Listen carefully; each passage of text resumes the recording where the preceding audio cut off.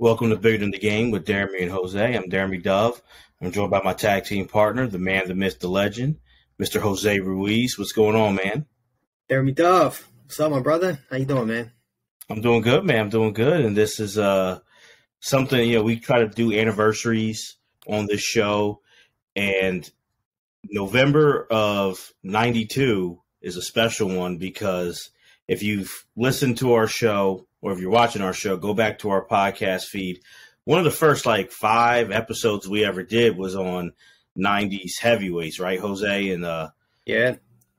And I think the creme of the fights in that great 90s heavyweight era was Bowe Holyfield 1. Oh, yeah. Yeah, and we even talked about it. That episode was one of my favorite ones, Deremy. It was just a lot of fun, and it kind of, I almost forgot how many great heavyweights there was in the 90s, right? Because we always think of Tyson, going to prison and it's the heavyweight division is trash. That's definitely was not the case. And if anything, and we'll get into this, it's one of the top eras of heavyweight boxing, in my opinion. So, and this is the one, this fight right here that we're about to watch is one of probably the best fight out of all of them. And it's something because you can go back probably at least 125 years and, you say those terms, heavyweight champion of the world, and it means something. And it's some of the most powerful names in sports, powerful words in sports, you're the heavyweight champ. But throughout the history of the heavyweight championship, it's been a lot of great fighters, but they're fighting in not great eras, and they're fighting bum of the month, like you heard with Joe Louis. And you have 2 great heavyweight eras. Some say maybe right now we might have a third, but time will tell, I feel. But you have the 70s with Ali, Frazier, Foreman, Norton, Ernie Shavers, Leon Spinks even comes on, Joe Frazier, all those guys. And then you have the 90s, really. Those are the 2 great real heavyweight runs where the division has more than just 1 or 2 legit fighters. Yeah, there's some great fighters, right, in the 90s. We talk about, Tyson obviously started the 90s, but we all know what happened with his situation. And, but you had Holyfield, I was talking about, our last episode was 5 great sports moments or places we would want to be, right? And Tyson and Douglas was one of mine. And, we were talking about it during that episode. That fight was a warm-up to Tyson Holyfield, which would have been such a great fight. And we got to see that, but that was later on. I think that time would have been a really good time to watch both of those guys go at it. But you have Holyfield, you have Riddick Bowe, Lennox Lewis comes. There's so many top-notch heavyweight, fighters. And, George Foreman comes back. It's just some incredible stuff, you know what I mean? There's so many great fights. These guys all fought each other. Now, there's a couple fights that we wish we could have seen that didn't happen. But, these guys fighting, and not only did they fight each other, they fought each other a couple of times, you know what I'm saying? Throughout all these heavyweight fighters. So, no, I agree. The 70s, I think it's the best era of all time. But this 90s era is really close. Well, it's a good segue that you brought up what happened in Tokyo in February of 90, because it was to set up for supposed to be Tyson Holyfield after that, but Buster Douglas, gets the greatest upset in sports history. And then months later, Buster Douglas is overweight, out of shape. He fights Holyfield. Holyfield dismisses him quickly, and he's champion. But by the time he gets to 92 and fighting Riddick Bowe, because he didn't beat Iron Mike Tyson, people don't really see him as the real champion. He's not really getting that just due. And this fight against a big, strong Riddick Bowe, who's 6'5", 235, they're feeling people are saying, I think Evander also feels this fight can legitimize himself as a true heavyweight champion in people's opinion. Right, because if you look at Holyfield, he's not your prototypical heavyweight fighter. He was 205 coming into this fight. It's, you can look at the difference, right? Between Bowe and Holyfield, and you're also seeing the shift in the heavyweight division where guys are 6'4", 6'5", 240. now these guys are starting. They're not playing left tackle. Now they're coming into boxing, right? And they're coming in, and obviously that shifts again when we start seeing like the Klitschko's and all that. These are 6'7", like 260. Some incredible athletes to be that big and to be able to move in the ring like that. So yeah, everybody was looking at this fight like, okay, because it's almost comparable, not as big of like the names, but it's like when when Joe Frazier was the heavyweight champion, and everybody was saying, oh, he didn't really beat Ali, so he's not really the champion. And it's like people were saying the same thing about Evander Holyfield. So this was the fight, like you said, Deremy, to put him up there like, yeah, I am the best in the world. And on the flip side, Riddick Bowe, as a silver medalist in the 88 Olympics in the super heavyweight division, he's working his way up as a heavyweight, but was even a sparring partner for Evander Holyfield. And the thing about Bowe is, has all the natural ability, has all this athletic talent, but does he have the drive to be great? Does he have the stamina, literal stamina, to be great? Yeah. Bowe, throughout his career, will battle a weight issue. People say it wasn't drugs, it wasn't booze, it was food for Riddick Bowe. And, his manager, Rock Newman, they decide to bring in the legendary, Eddie Futch trainer. He was a trainer for so many years, so many great fighters, and to have him come in and work with Riddick to get ready to fight Evander. Right. And, weight issue is it's a tough deal, man. You know what I mean? Like, to be a big guy and, I like to eat, like, I can definitely relate. I do have that issue as well, where it's like, if I don't be careful with what I eat, like, will blow up. And I think that's everyone, right? But again, like, there's certain individuals like that's just like natural, like, you know what I mean? Like, you eat, like, you want to eat so much, and the next thing you know, like, you're blowing up. Because in boxing, that's one of the worst things you can be, right? Is someone who has all this talent but just throws it away for whatever reason. And you mentioned, like, sometimes it is drugs and alcohol, whatever the case may be. But this one was a little different, right? And again, like, wasted talent, right? You heard that in like Bronx Tale, like, the worst thing to do is be wasted talent. And we were looking at this emergence of Riddick Bowe, but it was just like, he's going to sustain this? And in this fight, he came in great shape. Well, let me ask you before, I know we're going to do our rewatch and watch Bowe Holyfield. But speaking about that, and I'm also a guy, big guy who has that battle as well, so I relate. Do you feel in a sport like boxing, and I know the divisions can make it even different. I think some may say at heavyweight it could be harder or easier than it is for those lighter divisions. But do you feel like that's a fair assessment, though? Like you say, you get that kind of that slogan of lazy or, like just not committed if you battle with your weight in boxing. Do you think that's a fair assessment to give? I mean, we can keep it to Riddick Bowe, I guess, but a lot of fighters go through that. Yeah, I don't think it is. You know what I mean? Like, it's like eating disorders are like a real thing. I'm not saying he had an eating disorder, right? But it's just, like, that's a real thing. You know what I mean? Like, to get through. And people always just naturally think like, well, he's a professional fighter. He should be able to like just get into shape with no problem. And for some dudes, it's just tough thing to do, man. There's some people, man, like you just eat whatever and it just sticks to you. You know what I'm saying? Like, so that is a tough label to put on anyone because it's a very hard one to shake also. You know what I'm saying? Like, so once it's put on you, no matter, like I said, and we'll see it and they'll talk about it in the commentary here where, Riddick Bowe is in good shape. You know what I mean, for this fight. But the question throughout this fight was the stamina. Will he be able to sustain this? Will he be able to sustain this? And that's really tough because on the other side of the ring, we don't question that. You know what I'm saying? Like, Holyfield was one of the, the most fit looking heavyweights that I've ever seen in my life, right? Like, he was always cut up, perfect shape. Like, he just looked really good. You know what I'm saying? Like, so when you see that on the other side and you see Riddick Bowe come in, it's like, oh, wow, like, okay, this guy must be working harder. But sometimes that's not the case.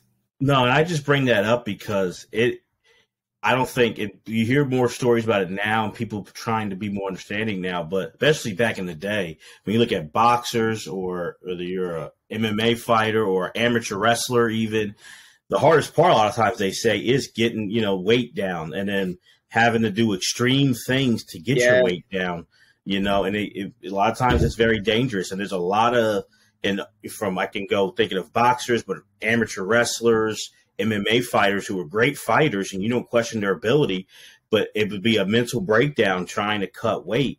And I just look at Bowe, you know, if you look at it, Jose, like 235 on a 6'5" frame, right, is not like, that's a small, like, you know what I mean? Like, it's a good weight. 6'5", and that's hard. Like, you know, to keep that kind of, to be that like lean at that height.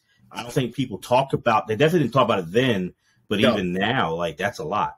That is a lot. And I think 235 for 6'5" it's a nice weight to be at. You know what I mean? Like, it's, but again, I look at it, right? Like, I look at it from a perspective of like, this dude is 6'5", 235, and he's doing what he's doing. You know what I mean? Like, he's in there fighting, how many rounds he's fighting, you know what I mean? Like, and there's some rounds that he takes off, but who does that? What boxer doesn't do that? You know what I'm saying? Like, so again, my thing is, when you get labeled that, man, you'll hear it in the commentary. Like, they talk about it throughout, man, and that's very unfair.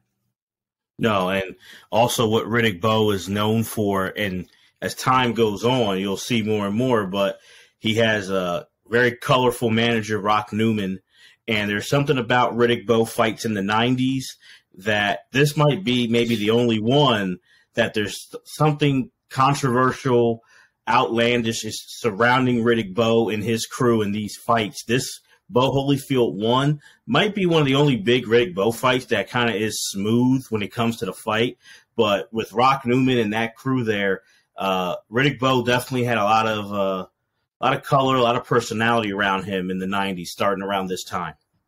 Oh yeah. And there's some memorable issues. There was an issue after this fight there. I mean, we'll see that, but there was a little scuffle between. It was someone in his camp, and something happened. I don't know. The camera didn't catch it, but something happens here. But like you said, like, there's some interesting stuff. And I was thinking that too. Like, when I think of Riddick Bowe, it's like, I think of Riddick Bowe, I think of like the great fighter, right? I think of Rock Newman, and I think about his camp, like, immediately. Those are the first couple of things I think about when I think of Riddick Bowe. So you're right on that, man. His camp was nothing to play with, for sure. No, and you're right. Something happened, but it's really small, right, compared to the other things. And we'll get out. You know, I'll be making this point throughout when we start watching it. It's a shame that this should be the first thing you say when you talk about Riddick Bowe, this fight and this performance, but because of the controversy, it sadly isn't.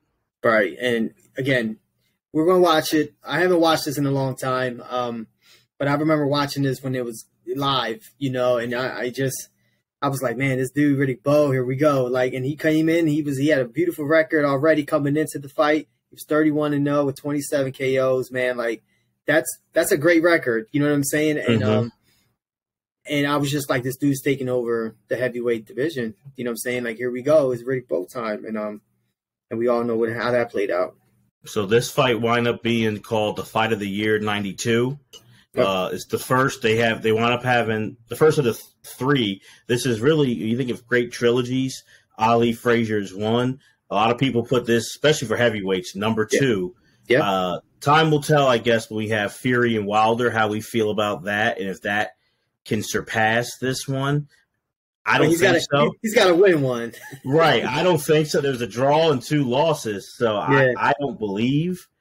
Like, I wouldn't put it over there, but outside of Ali Frazier, this is like the number 2 like trilogy in heavyweight boxing for a lot of reasons. And they give you back-to-back Fight of the Years in '92 with the first one, '93 with the second fight and the infamous Fan Man incident. So, you know, these are just some of the most memorable fights really in boxing history with these two guys. Right, and to have a trilogy, it's got to go back and forth, right? That's why, I in my opinion, that Wilder Fury, to me, it's shut down because, again, it wasn't like that first fight was the best fight. It was a great fight, you know, but then after that, it was over. You know what I'm saying? And this trilogy here, and just like the same, obviously, with Ali Frazier, and this one here, these guys were going back and forth. Not only you had Fan Man, you had some other issues with Holyfield, you know, and other fights where it's just so much that goes on with these fights. And not only are there great fights, but they're memorable stuff outside, like the ring with Holyfield's heart issue and all that stuff. Yeah. Like, you know what I mean? Like, there's so much. So yeah, we can get going on this, Deremy. Let's cue it up. Yeah, let's do it, man. I'm ready to go. We're going back to November of 92, November 13th to be exact, 92. Thomas and Mack Center. That's where UNLV played, running Rebels. So we're in Vegas.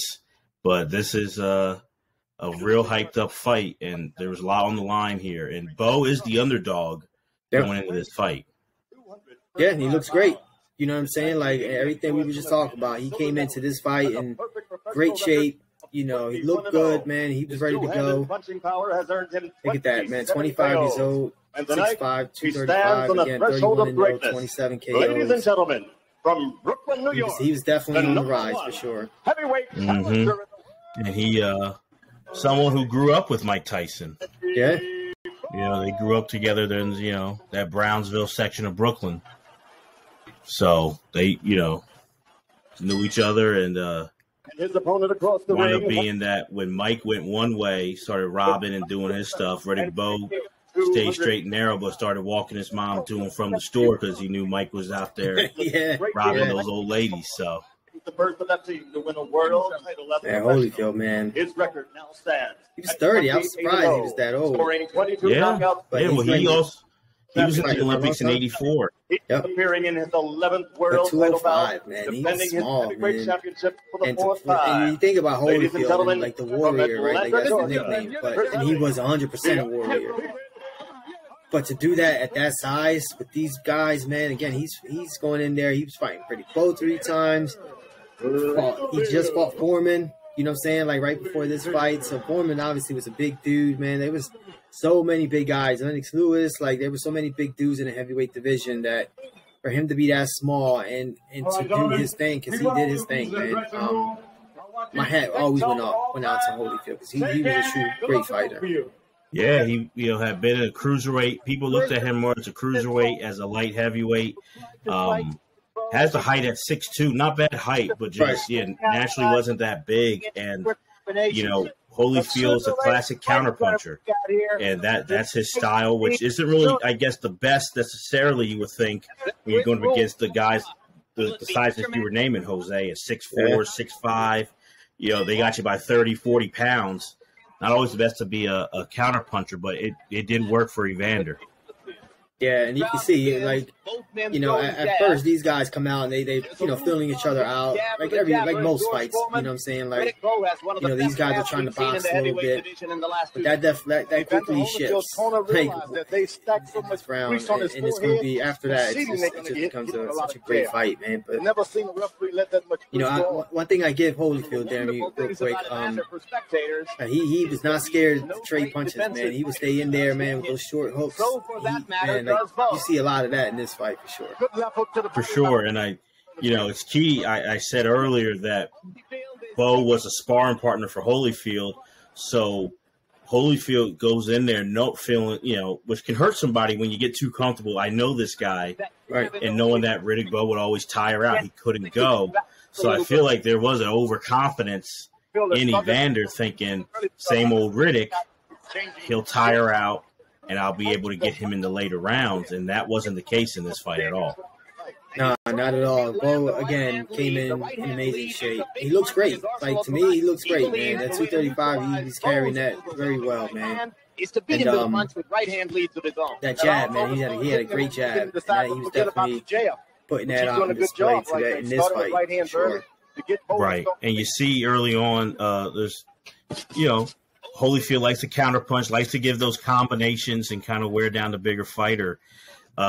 Looking like Evander likes to go kind of side to side and move on these big guys, but, Riddick with that right hand and also those body punches, which, I think for people who are just casual fans, and also especially if you've never been in the ring or even sparred or getting hit, people look at those, we all look at the big headshots, the big knockouts, and ooh.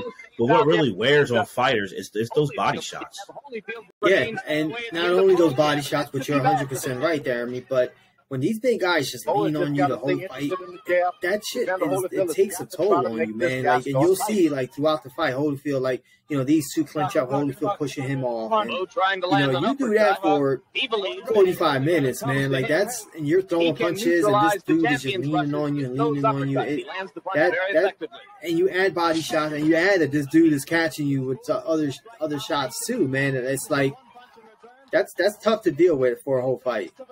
Absolutely, and that's where, you know, the conditioning of these fighters, like, it's amazing. You know, honestly, best athletes in the world, honestly, in my opinion, are these guys, because if you've never done it, and I've done it a few times, I'm not saying I'm a lot, I sparred a little bit, but just you look at it like how sore and tired your arms are because you're getting hit on your arms. At the same time, you're throwing punches. And you have to keep repeating. It's hard to even raise your arms up like after you do that. So it's something else. So we got the first round done here, and in my opinion, looking back on it, maybe in the moment you don't know it, but looking back on it now, you kind of can tell the way Bowe was sharp with that jab that like it's a different Riddick Bowe than what Evander was used to. Yeah, he had it all together tonight, man, and you know, it was Jim Lampley, George Foreman were doing the fight, and Foreman had mentioned like Holyfield came into this fight with a bunch of Vaseline on his face, right? He was surprised that, you know, the ref let that, you know, especially for the first round, let that stay on there.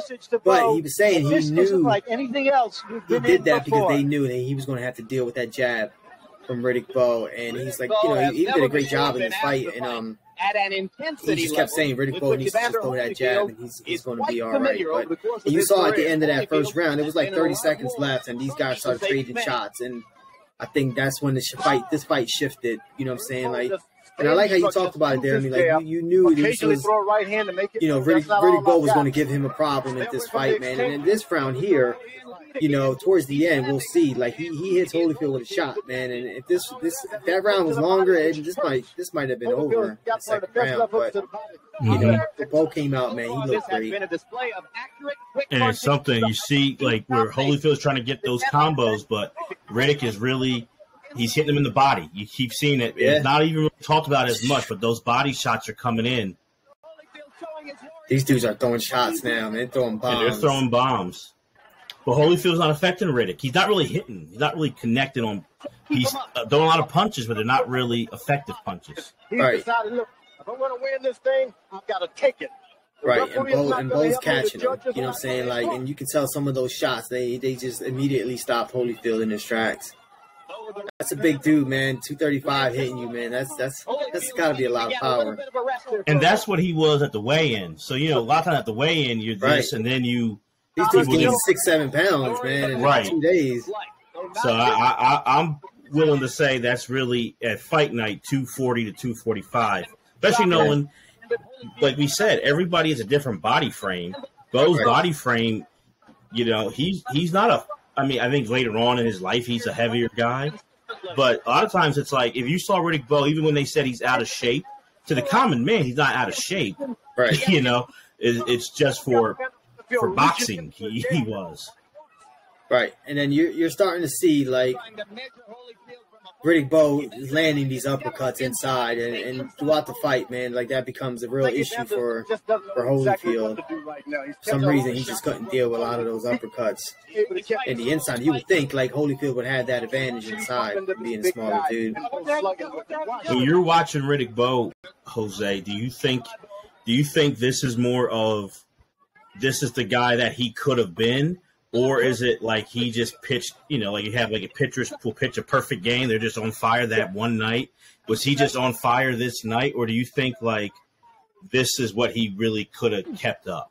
Yeah, I think this is what we should have seen like throughout. And I'm not saying, you know, you were talking about some of the labels that were placed on him, but I just think this was like at his hungriest peak, right? He's fighting for the heavyweight title. He wanted that belt, and he put it all together tonight. And I don't think this was like a one and done thing. Like I've seen him put some other fights together as well. Now, is this the best? And that's the right hand right there. If this round would have kept going, this fight would have been over. But no, I think this was peak Bowe. you know, but I don't think this was just a one and done thing. I think sometimes we should have saw this for sure.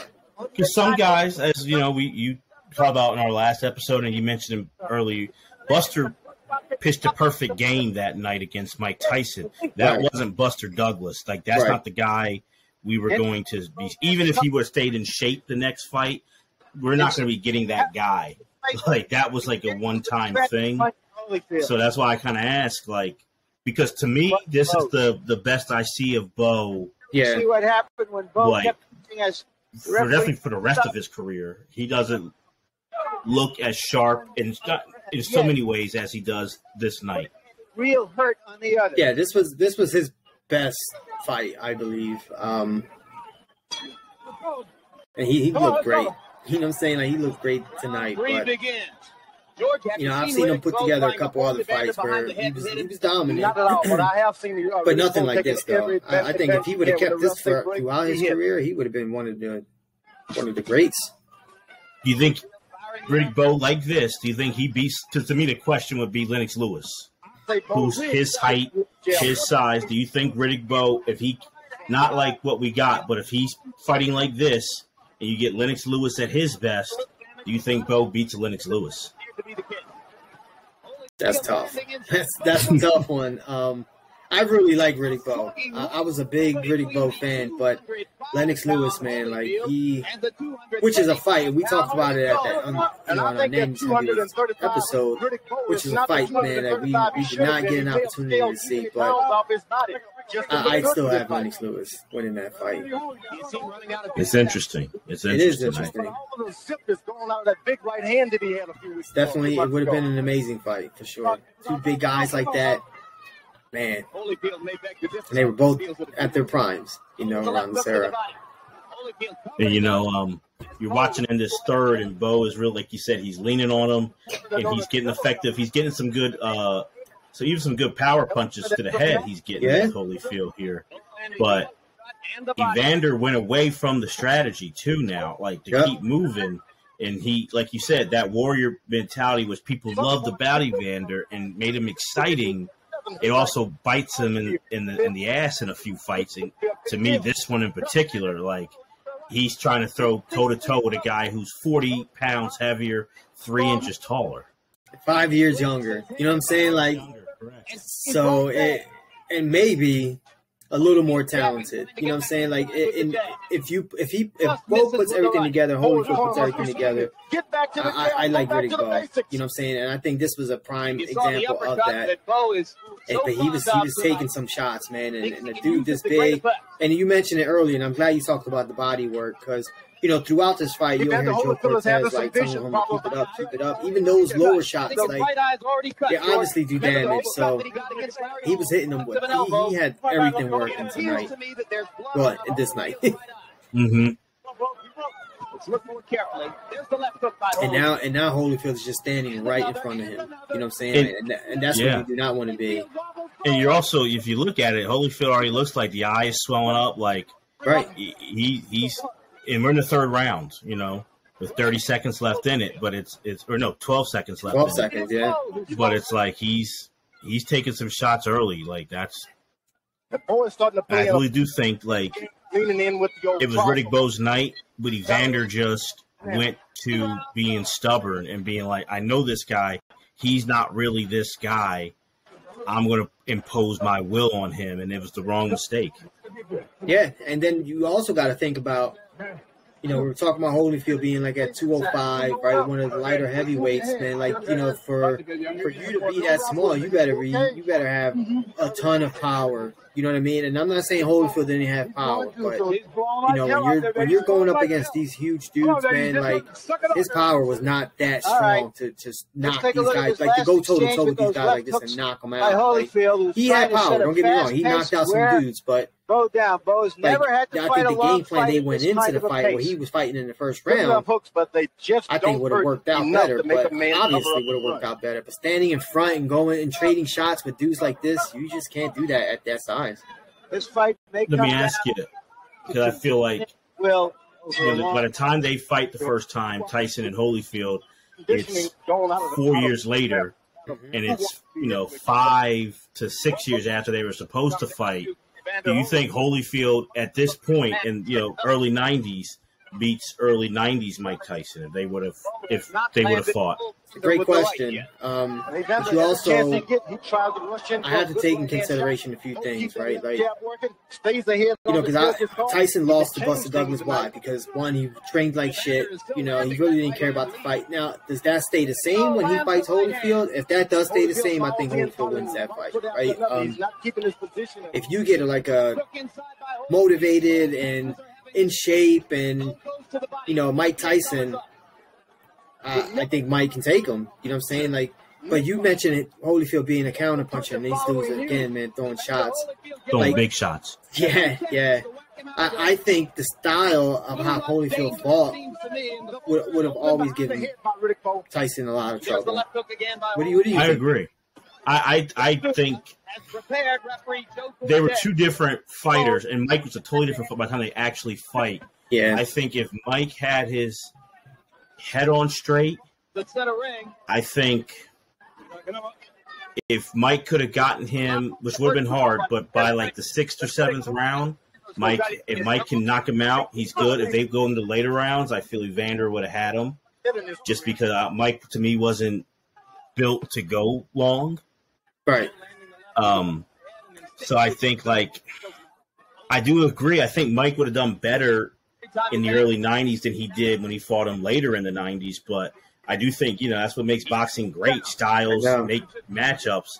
And I think, it's funny because my second question to you, I think Holyfield's style would have given Mike trouble. But then I feel like Bowe's style always would give Evander trouble, where I feel like Mike would have done better against Bowe than Evander would have. I don't know. Because I think you talked about Buster Douglas, and that was kind of like the blueprint. I think Riddick Bowe could have fought that same exact fight against Mike Tyson and done really well. Now, the only thing that I would say to your example, man, they're hitting each other, everything. Yeah. Is that, I don't think, and it obviously Tyson has more power than Evander Holyfield. So I think there, if Mike gets inside and they trade shots, that's going to be a big problem for Riddick Bowe. You know what I mean? I don't think he can survive that. But if he doesn't do that and keeps him in the outside and, all that, I think Bowe could also beat Tyson. So I just think it's dependent on what they do that night. I think Mike, because obviously, like you said, Mike almost won that fight against Buster, and he went, completely half-assed. He wasn't thinking about nothing. He's with Bobby Brown that night before. Yeah, and exactly. And he still almost won that fight with that in the 8th round against Buster with that uppercut. And people say that was a 10 count, and they started counting that late. So I don't think so, bro. I don't think so either.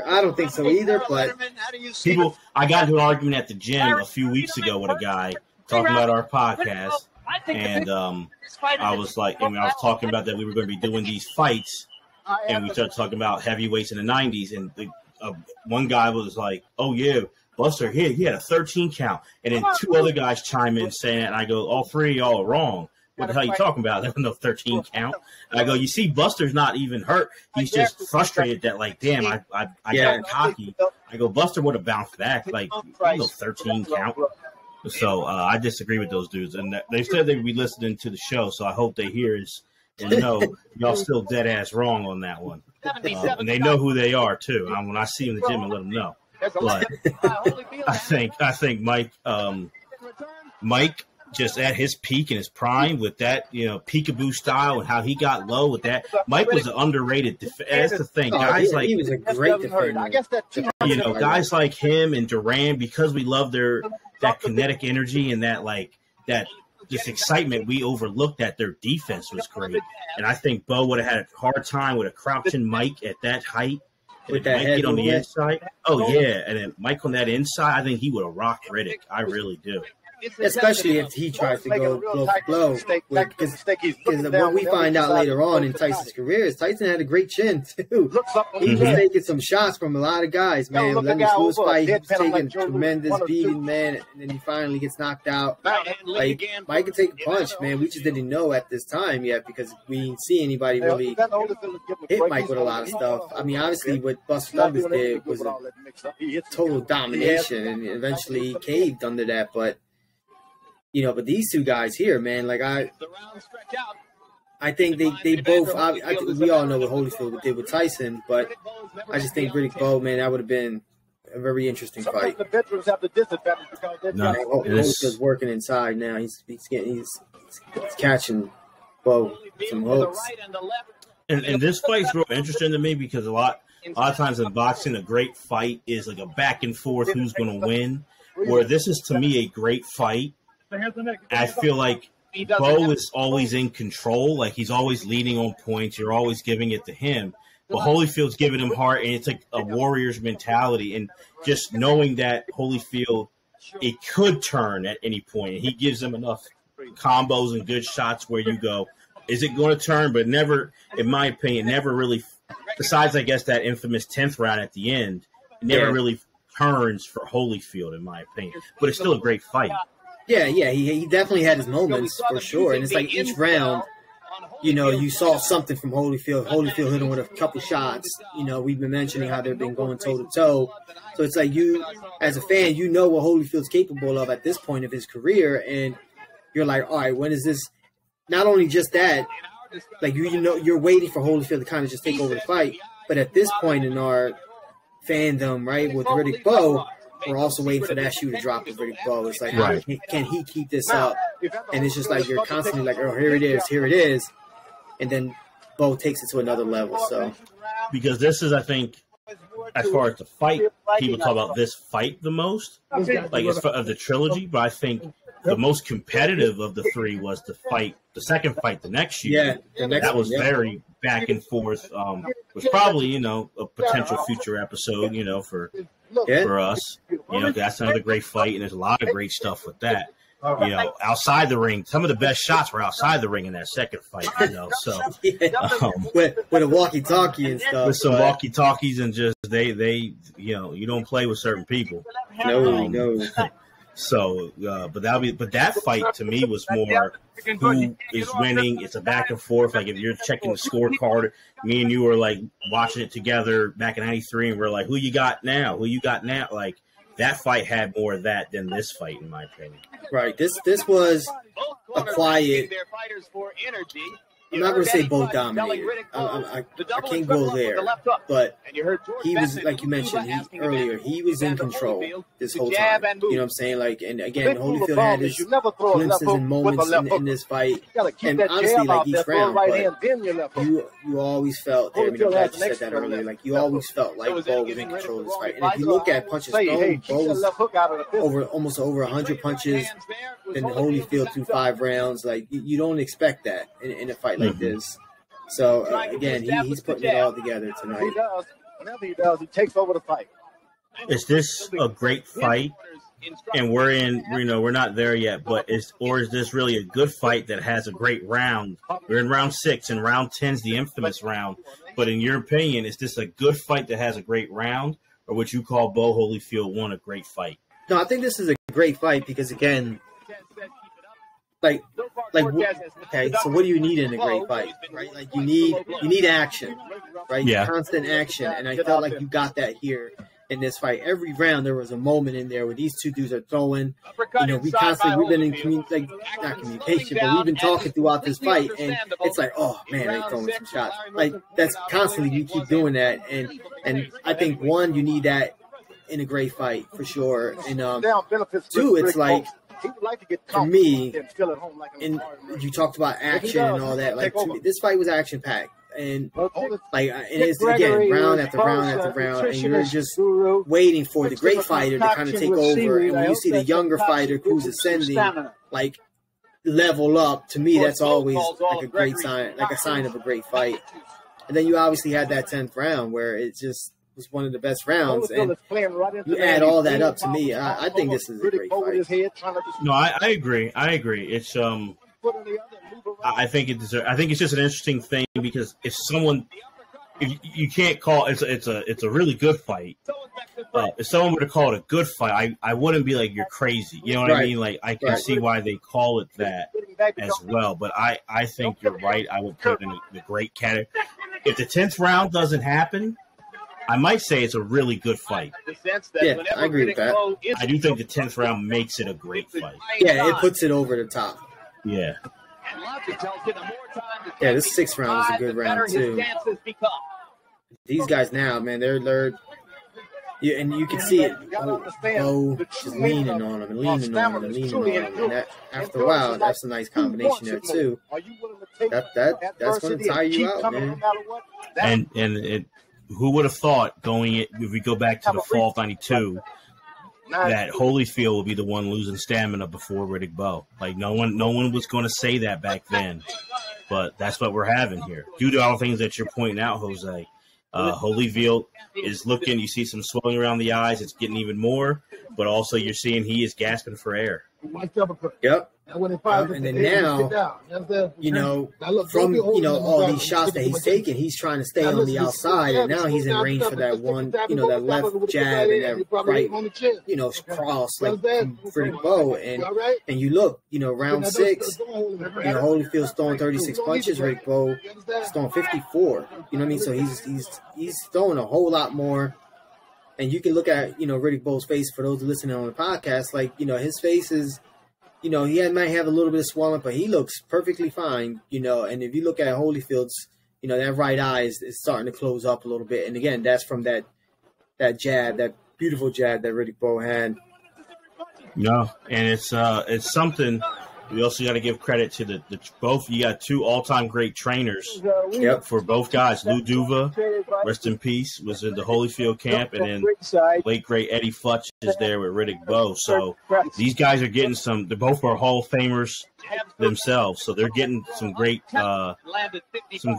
training in there, some great coaching by these guys. So it's just a lot of greatness in this ring in November 13th of '92.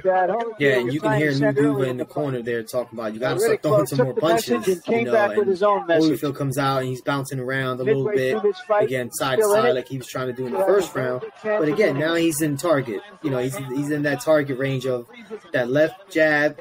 Oh man, he's just great right hook by Riddick Bowe. Yeah, and then every time Holyfield backs up, he comes with that 1-2 combination. It's just at this point, if you're Evander Holyfield, like what do you do? You know what I mean? Like it's everything you're trying to do. This guy is still hitting you everywhere you go. And that's the truth. Like, and that's why sometimes you can make that case. A lot of times, it's hard for a fighter to be in that zone where it's like they have an answer for everything for an opponent. But Riddick did that night. That's why I think it's a good conversation, like, did Riddick just pitch a perfect game that night? Or was this the guy he could have been? Because if he could have been this guy, we're looking at an all-time great heavyweight. We're looking at, to me, if Riddick Bowe could have had a 4 or 5 year run like this, of this caliber, I'm just going 4 or 5 years. Maybe if you go longer, we're looking at possibly a top 5 heavyweight. Right, and I think that's where the disappointment comes in, where you see something like this. I don't think after that Buster Douglas-Tyson fight, I'm like, okay, like Buster Douglas has figured it out. He's going to go on this run. I didn't feel that way. Obviously, I was a little kid, but this here, I mean, again, Bowe has 31 fights at this point. It's not like, he's coming out of the Olympics. He's 31-0, 27 KOs. Like, but he's 25 years old, and I'm seeing this, and I'm like, all right, like, this is now the expectation. You know what I'm saying? Like, this is, now you have to become the best fighter in the world, and the big disappointment is, and you touched on it a little bit earlier, Deremy, where, when we started the episode, it didn't continue, and I think that's where a lot of fans were just really frustrated. seeing this type of talent, and it was just you only saw it for a short period of time. Now, I know he fought Galata and stuff, like he looked pretty good, but Galata was whooping his ass too, you know, and you know he has some other good fights, but this is peak Riddick Bowe, and if he could have continued that's a Hall of Fame type career. Absolutely. No. And we're looking at Riddick, how great he's looked. This is the 7th round. And you're right. Lou Duva had told him in between the rounds for Evander to start throwing more punches, which means, like you said, going side to side, bouncing back and forth. It's just hard, though, when he started taking those. That's what made him stop. He started taking those shots and started going toe-to-toe with him. So then Lou's telling him the right thing, but then you have to just, you know, like Mike Tyson said that quote, everyone's got a plan until you get hit in the mouth. And Evander got hit, and then that kind of side to side went away. Like, so it was tough to keep that up. Like, and that to me is also what shows, you know, great fighters is being able, I mean, it's in all sports, but it's fighters, you know, you're one-on-one in there. So, and it, you know, MMA as well, too, when you can adjust strategy and roll with the punches and pivot that game plan you have, because a lot of times, like, okay, like that strategy you set up, we all got film and all that, so you're watching it and it's not bad, but then just like tonight or like this night, hey, the guy is ready, he's in better shape, he's doing things, he's adjusted himself as well. What are you going to do as a fighter then when that strategy kind of goes out the window and you got to pivot? And that's what makes a great fighter, in my opinion. Right. And, you know, you're going to go to what you know, right? And for Holyfield's case, it's him trading shots with these guys. And, you know, now you got Riddick Bowe bouncing around. This is the 8th round, you know, and it's got to be scary, though, for a fighter, right? Like, you know, you came in, you've been training for 6 months, right? 6-7 months, and you know, you were hoping you knew you were getting this one fighter, and then it comes out and he's it's a different machine, man. And he's putting it all together, and your game plan is out the window, and you know you can't trade shots with this guy. You may think you may not be able to knock him out. It's got to be a scary spot for a fighter. And there's also, to be fair for Holyfield, there's the ring psychology of it. So we're in the 8th now, but then he can still think, well, if I hold on a little bit, maybe he is tiring out. Right. Until you start seeing how Bowe is fighting. So, like, the round starts and Bowe's bouncing up and down. A lot of times it is psychology in there. You know, we look at the physical of fighting, but it's the mental. And it's like, hey, you could be hurt, you could be tired, but you're not going to show that to your opponent if you can. You know, kind of getting that head. Now, obviously, when the action is going in these rounds, then you're kind of getting an idea like, okay, no, he's still got zip in there. So that changes. But I can still see Evander probably thinking, this guy's got to tire out. He's big. I know him. He's got to slow down. He's going to tire out eventually. Yeah, he's also throwing a lot of punches. So that's like a recipe for like a later round, like you can kind of take over there. But you know, Holyfield in this fight, you can see him at this point now is bouncing around. But you look, man, and that looks like he's tired. You know what I mean? Like he just looks. There's a difference, right? Like there's a difference of like bouncing around and looking sharp. Then there's a difference of like you're just trying to like act like you're not tired and just like psych the other boxer out. But you can tell the way he's bouncing in there. Shoulders are like slumping. His head is back, and he just looks really tired. And he's trying to throw haymakers, but you know Riddick's doing a good job defensively as well. And he's moving. He's getting out of the way of those shots, especially for a big guy. Yeah, it was a nice headbutt in there, and that was another thing throughout Holyfield's carear where, you know, him trying to fight inside a lot, which he did a great job. And there's a lot of times when he clashed heads, and they just clashed heads now. And it looks like Riddick Bowe's like, you know, his right eye's bothering him a little bit. Well, you know, in the infamous Holyfield Tyson 2, where Mike bites the ears, Mike says he's getting frustrated by those headbutts. Though it happened in the first fight, and then that second fight, you know, these headbutts keep coming. I believe Mills Lane was the ref in that fight too. Yep. And he's like frustrated, wanting to call these headbutts, and he, you know, Mike was a loose cannon in that ring, so not excusing the bites at all. But that's what, speaking to what you said about the headbutts, Mike was saying. He's getting headbutt by Evander, and it's getting on his nerves. And also, he wasn't doing his thing against Evander. Evander was fighting a great fight, too. Yeah. And he couldn't get in there on him, but he said the headbutt started getting on him. Here you see him Right, treating so him tonight. what HBO was doing, for those who are just listening on the podcast, they're showing, a fight that he had I think the year before. No, it might have been that same year in June against Larry Holmes.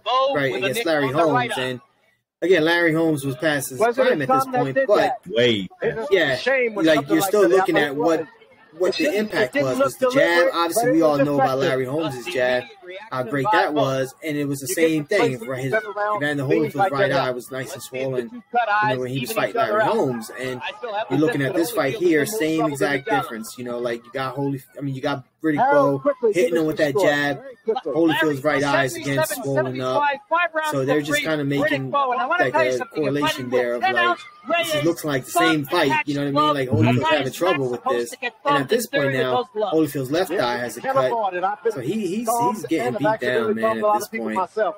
Yeah. And Riddick sticks to those body punches really well. People highlight the jab, which Riddick had a great jab this night. But those body shots also, you can't underestimate or overlook how those, to me, are the key that really wore. And when you take those body shots, no matter how quick of a fighter you are and how much you bounce around, if someone's landing effective body shots to you, you will slow down. You take a shot to the head, you may not get someone to slow down, but you get those body shots, matter, I don't care who you are, you're slowing down. Right, and like it's well known, right? If you're watching the rewatch of a great boxing match, you kind of know this already. But people go to the body, right? And what happens? You start trying to defend that body, and you start lowering your hands a little bit, and you're opening up top, And I'm not saying that's happening here, because I think Holyfield was getting hit with a lot of shots early on as well. But now you had that to add to everything else we've been talking about, right? With like the fatigue factor and all that. You got this guy, man, just humming on all cylinders. No, and I think that's the biggest thing, because Evander's a guy with great endurance, can move. His speed's a factor, like him being smaller than these other heavyweights. I think the number one, there's other fact, like you said, Bowe leaning on it, but the number one factor, Bowe was very effective in the body, especially early on in the fight, and that's why Evander, I think, quickly went away from bouncing around, going side to side, as he was taking these shots on the body from Riddick Bowe. Yep. And then afterwards, a nice combination there, right? And then by Holyfield, yeah. Yeah, and then after, you're getting hit with these body shots, and every time Holyfield gets inside, that's exactly what Riddick Bowe was doing. He's just going right to the body. So then you can see, like, Holyfield is one stay inside to get hit with body shots, and then he's in range for that 1-2 again. So no matter where Holyfield is standing in front of Riddick Bowe, it's an issue somewhere. And we got 20 seconds of the 9th round before we get to the legendary 10th round of this fight here. So we'll see how this 9th one, we're wrapping it up. Yeah, and again, throwing shots. Riddick Bowe with a couple big shots there. And there goes that uppercut when they were tied in together, which is going to become a factor again in the next couple of rounds. Do you really? Go ahead. I was just going to say, it just looks like when they get inside together, if he's not going to the body, Holyfield is kind of like relaxing a little bit, leaving himself open for that uppercut. But, and again, it's going to play a big factor. So. Do you feel, watching, now we're rewatching it, is Evander really winning a round? I don't think he's like really getting killed like it's 7-10 or 8-10s, but I feel like throughout the fight, it's 10-9 at least. Riddick might get it, Yeah, I haven't seen him win a round since maybe, I don't even know. Like, to be honest, maybe the first one you give it to him, I'm not sure. Yeah, it was close. It's a shutout. It's been a shutout ever since, and Riddick Bowe's feeling himself, man. He's like doing stuff to the camera right now, and he's feeling pretty good. And he knows he's got this fight if he just continues doing what he's doing. And here we got the legendary 10th round starting here. Yeah, but again, like, there goes that uppercut again. And that jab right there almost dropped him. That had to be a solid jab. When the crowd starts getting it, you said that jab is rocking Evander, and his legs are looking wobbly already. There goes that uppercut. Yeah. That right uppercut, Holyfield, like he's ready to go. Yeah. Now you got exhaustion adding on top of this dude. Just whooping your ass. Bo was trying, and he's missing some, but he's getting a lot in there too. And I don't understand how Holyfield survives this. Yeah, and the thing is, he's not only going up top, but he's very smart and going to the body as well, man. But when you have the flurry like this, even though you're about to knock this guy out, what happens most of the time, especially with a big guy in the 10th round, get tired out. And now you got Holyfield, got his little bit, he got a little bit of separation there. He's got his like. That's why he's going toward him. I feel to try to get that clinch and hold on. And credit to Joe Cortez, because I think another referee maybe would have stopped that flurry by Bowe, like stopped the fight and ended it. Yeah, but I think you got Holyfield at the other, on the other side of that, and you know what he's all about. But that's what I'm saying. I think another fighter might have gotten that fight stopped, taking the punishment he was taking, and not really. He wasn't throwing anything back. He's just taking it and trying. He's just going forward, trying to lean on him. The Holyfield looks like now at this point he's kind of got his stuff together, but he looks tired. And he's trying to land that right hand.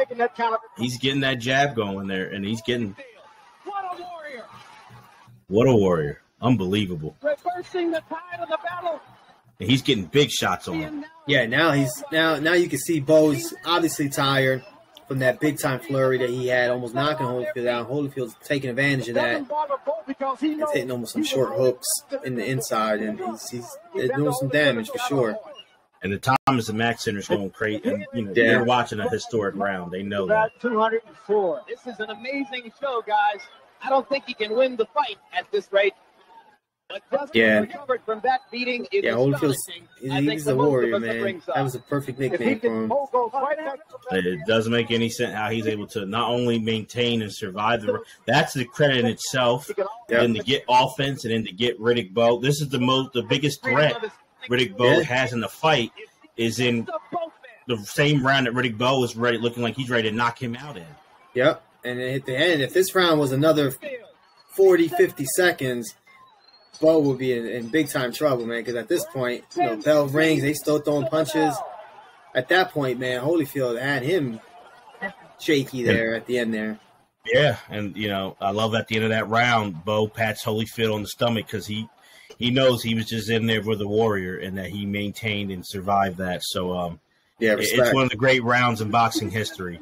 That round 10 between Bowe and Holyfield, and Bowe Holyfield won. Damn, he rocked him with that uppercut, though, man. It was a powerful, great combination, like a Mike Tyson, like right hook to the body, same right hand with the uppercut. But that conditioning, right uppercut. Holyfield again, kind of lazy inside. First minute and a half is going to dominate the finally caught him, and I don't know how he doesn't fall there. He was saved by the ropes. Yeah. Now let's take a look at Holyfield coming back. But look, you can see Bowe holding on to the back of the head of Holyfield's. I don't know if he's got enough the back of Holyfield's head. He's tired, man. But he is, and Holyfield took advantage of that for sure and caught him with his best shots. So, you heard Jim, if people watching with us on YouTube or listening to the podcast, Jim Lampley said Riddick Bowe, the 10th round, that's the furthest he had ever gone in a professional fight. So this is the farthest Riddick Bowe has gone in a fight. It would, for this championship level fight, that's very impressive that he's never been this far before, but looking that great. Right. And that sharp. And he hit him with that left and almost knocked his head off. So at this point, so I wanted to ask you about this knockdown, Deremy, but the rabbit punch. Right. That left hand did most of the damage because as soon as he got hit with that left hand, it just stopped everything Holyfield was doing. But hit him in the back of the head there. Yeah, the rabbit punch. So I'm always anti. You can't. In the moment, Joe Cortez, great referee, didn't see it, and it counts as a knockdown, but it's not a knock. Now he did wobble him, but the punch that made Holyfield go down was that rabbit punch to the back of the head, which is an illegal punch. Now it was then, it had been for many years back in '92. All right. So the argument I remember some people having was that, when Bowe threw the punch, Holyfield turned around. You know what I mean? Like, So I don't know if it was because, again, like he was just that left hook that he got hit with right before that was a devastating shot. I don't know if he just still wasn't all there, and again he just turned his head. But either way, I think they could have not counted that as a knockdown. But at this point now, you're looking at a 10-8 round. I see. I feel, rabbit punch to me. I can't count that. I wouldn't count because, like you said, in a fight with the points, like that goes. So when you give a knockdown, that goes to a 10-8. And that hurts you. So to me, and I don't think that would have made a difference in the fight. You know, it's a 10-9 fight still, but in a general scheme of boxing, that really does hurt you then when you have those 10-8 rounds and that, you know. Yeah, if it was a closer fight, now your strategy is you have to adjust, and you're like, I gotta knock this dude out now. At this point, can't make up for that. It's tough to make up for that. And you're looking. This is a prime example of. Dudes are tired, man. Yeah, you see Bowe even looking at too, and Evander's fighting just with courage at this point, really. And you give him credit; he's going out on his shield, and it's a thing that we've seen many times. You know, we saw it with Ali, even after he gets his first loss to Joe Frazier. We see it with Ray Leonard when he loses to Duran in that first fight. You almost get more respect as a fighter losing with courage than you did when you were winning fights. You know, it's an interesting dynamic. But Holyfield losing this fight, and he winds up losing the fight, gets the respect that he really never had gotten before with a loss. Yeah, and he didn't look good going to the corner there. But here's a knockdown again. Like, okay, here's the early action in that round. It was literally in the back of the head. No, it shouldn't be counted as a knockdown. Seriously hurt Holyfield. I would love to replay that left hook that he hit. I think he's not there, man. Hey, come on, your left, John. You got to do clears on this guy here. Clear. Listen, Dad. No, so it's but it was counted as it should not have been, but it was counted as a knockdown. And we're going into the 12th and final round here, and like you said earlier, I agree it counts as a great fight because the action was there.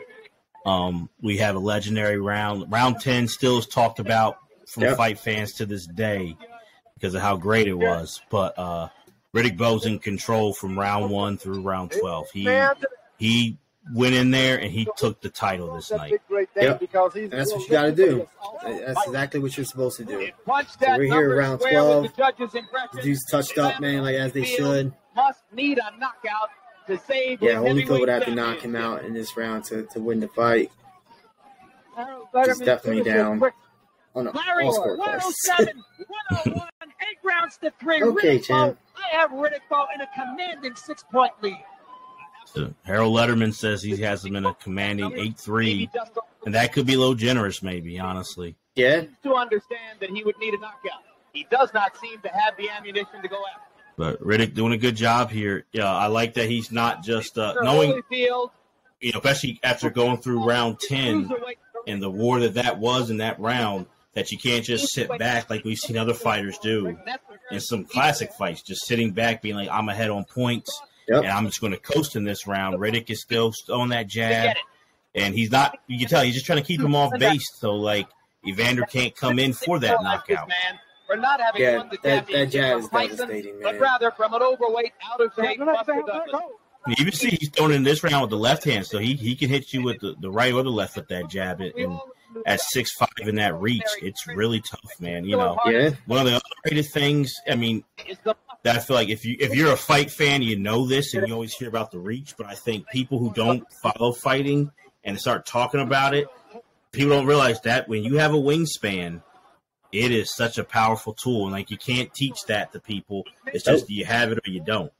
Right, wingspan with power, man. It's a perfect combination that you would want in a fighter, especially a heavyweight. And Riddick Bowe definitely had that and some. And he put it all in display tonight, and he used it perfectly against Holyfield in this fight, keeping him outside, even when they were inside, where Holyfield we all thought was going to be able to do some damage. He was going to the body. He was really breaking Holyfield down. And then I felt like in the later rounds, the jab was even became even more of like a weapon in the tour. That 1-2 with the right after it was just something Holyfield couldn't handle. Believed in each other. They made it here. Holyfield's exhausted too. It appears that the big man from Brooklyn is about to make it pay off. The big man from Brooklyn. That terminology, the Yep. Getting ready to become the heavyweight champ. Oof. I gave it to them. Not the first great idea that we've stolen. Yeah, what do you? I used to love Jim Lampley and George Foreman when they did fights on HBO. I loved them. I love Lampley and Foreman. I love Lampley and the late great Emmanuel Stewart. Jim Lampley is just one of the best, lead guys of all time. Not just for boxing in any sport. Jim Lampley's up there. Just broadcasting genius, in my opinion. Damn, Holyfield looked like he was standing, but he was done. He's done. He had nothing. He was spent. Got his ass whooped. He was in a battle. Yeah. Yeah. The crowd's going crazy because they saw a great fight. They also saw a moment in history. I said, it goes down now. I feel it's not as powerful in the past few years. I mean, Tyson Fury's kind of making it come back now a little bit, because he's also a colorful fighter as well. He is, give him credit, a great fighter too. Yeah, he's great. Yep. But they know when you see a new heavyweight champion, that those words are powerful in all sports. Heavyweight champ, and then, man, when you watch a fight and you hear "and new," it's a big deal. So the crowd knows they were in for something historic. Right, and when you're looking at this 25-year-old, there's a little melee in the ring, but you're looking at this 25-year-old superstar now at this point, right, in the prime of his career, with his best showing, right, in the biggest moment. Going 32 and 27 knockouts at this point after this fight. And you're thinking, man, like, this is it. This is the next big, great heavyweight. It just doesn't happen. But at that night, you're thinking, okay, here we go. And, from here on, he goes the next year, he's on a tour. He gets, Rock Newman, his manager, puts him on this tour. He's going not just in the country, throughout the world. Which some say affected him and affected that focus. Yep. When we get to the next year in this rematch with Evander Holyfield, some argue no, some argue yes. But Bowe I remember him seeing, Fresh Prince of Bel-Air. I remember when that was a big deal. Riddick Bowe guest starred on the Fresh Prince, him knocking out Will Smith and everything. Like, yeah, he was a star for a little while there. Yeah, because no matter what, heavyweight champion of the world, even though it wasn't as big, let's say, like what it was in the 70s, because I think this is also 92, right? So you're coming off a decade where the heavyweight division was dominated by Larry Holmes, right? So, and you have, those four kings that dominated the 80s of boxing as well. So this is the heavyweight division. It's coming back, right? Like, and you're looking at this guy here, where it's like he's going to take it over the top. And still, like, if you're a boxing fan, I think the heavyweight champion of the world always is going to mean something. Right. So I think the 80s, and I've said it on past episodes, is, I think, for a decade, the best decade of boxing. And I think even though you had the four kings and you had, Julio Cesar Chavez and different fighters, we have an episode Aaron Pryor and Arguello and Macho Camacho. People still always are looking, when is that heavyweight coming? Yep. Madison Avenue's even looking at, when is that heavyweight, that great heavyweight? People always want that, even though a lot of times it's funny, heavyweights aren't the most exciting fighters. I know Ali broke the mold, but a lot of times in the ring, heavyweights, those fights aren't like, this is a rare one to me. Yeah. An actual great, exciting heavyweight fight, but yet throughout time and probably even still to this day, like, people want that great heavyweight. And Jose, we talk about the 90s and that decade of heavyweight being, it's, right behind the 70s. Of that 90s heavyweight and all those guys, is this the best fight of the 90s heavyweights? I would say yes. You know, I think this was again like two guys at the prime of their careers, and if you look at that division in the '90s, I would say I think Lennox Lewis would be the top of that class, right? But these two guys were right up there. You know what I mean? And to have these two guys at their top with a fight like this, I think I can't think of another fight that, you know, another big fight. I know there was some like other great smaller fights, obviously, but another big fight. Not sure. What do you think, Deremy? I'm gonna go Bowe Holyfield too. Okay. Honestly, and okay, watching those fight, like that was a back and forth, and it is, to me, it's colorful with the fan man interruption. There's controversy not only with him doing that, but how that fight goes, because then, you know, they have to stop the round. I think it's the 7th round. It gets stopped in the middle of it, and it's like whoever the judges award, it's like, you know, the fight was that close. It's like, well, if you don't have that interruption, would a judge go for the other guy, or whoever would that fight has still been judged that way? It was a back and forth kind of fight, and even the action, to me, there you see the respect. I think overall now, like years later, there's respect there. But that first fight, there's like a respect thing, Riddick and Evander. The second fight, so many times they're going after the bell, and Emmanuel Stewart and Mills Lane and Bowe's camp, they're trying to break them up, and it's like there's a fight in between the fight. Like it's just great action. So for me, the best fight is the Bowe Holyfield, the second one. And correct me if I'm wrong. I'm trying to just go off memory. I felt like Holyfield was starting to take that fight over when the fan man incidents happened, and I think that little break helped Riddick Bowe, and then Riddick Bowe had a couple good rounds. I'm trying to remember that. I don't know. That's the controversy. That's what people say. So I feel like Holyfield was winning. He had the fight. I think he did have the advantage before then. He's winning it. Now, Bowe's camp says that helps Evander. They feel like Evander was, you know, throwing a lot of punches. He was tiring out, and that gave him rest. Holyfield looked like we were going to put him out, and then that gave him rest, and now he was good to go. So there's a lot of finger point. We'll never technically know, but that's what's fun about it. It's a close fight, and I think you could look at either side and see, I can see that, but it's a neck and neck fight. So I think the best fight of the heavyweights in the '90s is Bowe Holyfield 2. The most infamous to me involves Riddick Bowe, but to me that Bowe Galata, I remember watching that live. Yeah, and there's a few times in sports where the next day on SportsCenter, all I do is just watch it. Mal's at the Palace was one of those. I saw it live, and then that next morning, night into the morning, I just couldn't help but keep watching it. I remember my mom saying, "You just seen this all day." I go, it's just bizarre. I can't help it. The first time I did that was I was younger, and then the Bowe Galata fight, I remember my dad's friend had the fight, and we go over there, and just seeing all that stuff at Madison Square Garden and the riot, and Jim Lampley doing it from high above, and him talking about he had a young daughter in there, and George Foreman, "No, young man, don't go in. No, no, no." Yeah, that was the most infamous thing, because that was crazy. You just Galata kept. It's just sometimes you're just like, why do you keep hitting him low? Like, you just want to, like, to this day, I'm just like, bro. Well, I think we found out, like, what happened. He was just a nasty, dirty dude, man. Like, he was nuts, but it's just like, he was a talented fighter himself. And he was whooping Riddick Bowe's ass. Yeah. He didn't really have to do that. And he just. That's what, if he was a bum, I would get it. But he was a talented fighter himself and was winning those fights. He was whooping his ass, like, and I was shocked that he was beating him that bad. And then that kept happening.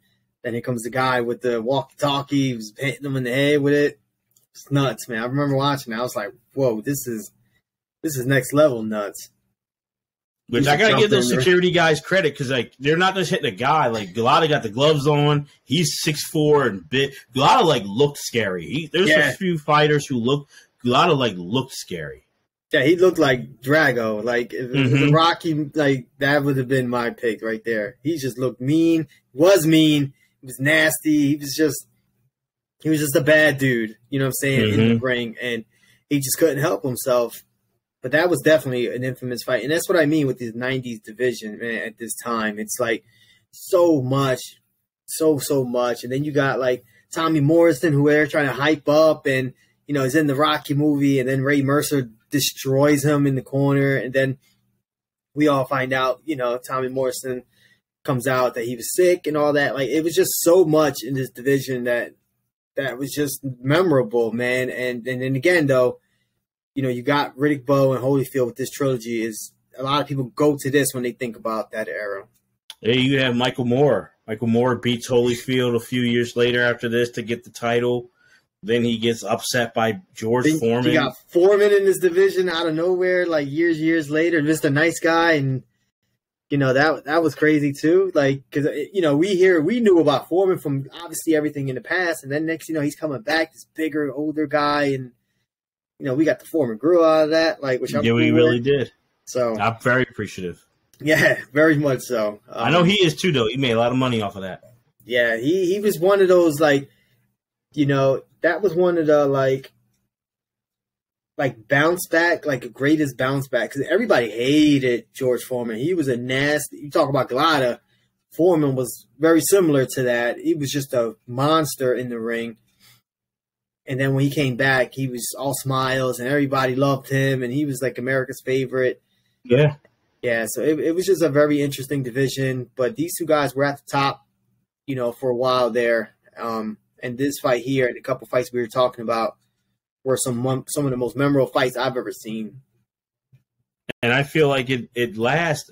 Its heyday is maybe like, you know, early to mid, but it lasts to the late 90s, where you even get finally Holyfield and Lennox Lewis fighting later in the decade. Yeah. Tyson, and they fought in the 2000s, but at that point it was different. But you know, the Klitschko's coming up in later, like early 2000s, so it kind of lasted for a little while there. But I think definitely the heyday was like this early to mid for the 90s heavyweight run. But Jose, this was it's always fun doing boxing. It's something that when we get that chance, we don't always get a chance to, because we, you know, there's the other sports going on, but when we get a chance to look at boxing, I know you love it. It's a love of yours, love of mine. So to go down memory lane and look at boxing history, I always get hyped for it. Yeah, for sure. It's a great sport, obviously, and I know it's not still a popular sport. I know MMA it's really challenging it, but I'm old school, man. I'm always going to love a great. There's nothing like a big fight. You know what I'm saying? Like, I know, look, I'm not a big MMA guy. I know, Deremy, you're a bigger fan than I am. I know dudes get hyped for that. But for me, there's nothing like a big-time fight on a Saturday night. You know, you got your boys with you watching it. It's just, boxing is just something different. Like, we all have the Super Bowl and NBA Finals and all that. But a big boxing match, it's just, there's nothing like it. You know, the energy you get from that. So, no, this was fun, too. I know we got a couple others lined up. I can't wait to do those as well. So let us know who your favorite fighter was, what you think of the 90s heavyweights, what do you think the best fight, if you agree, Jose, myself, or you have another choice you can bring up there, too, of the best 90s heavyweight fight. Hit us up on Twitter at Bigger Game Pod. You can also follow us on Instagram at Bigger Game Pod. So for the man, the myth, the legend, Mr. Jose Ruiz, I'm Deremy Dove. Thank you guys for listening and watching Bigger Than the Game with Deremy and Jose. Peace.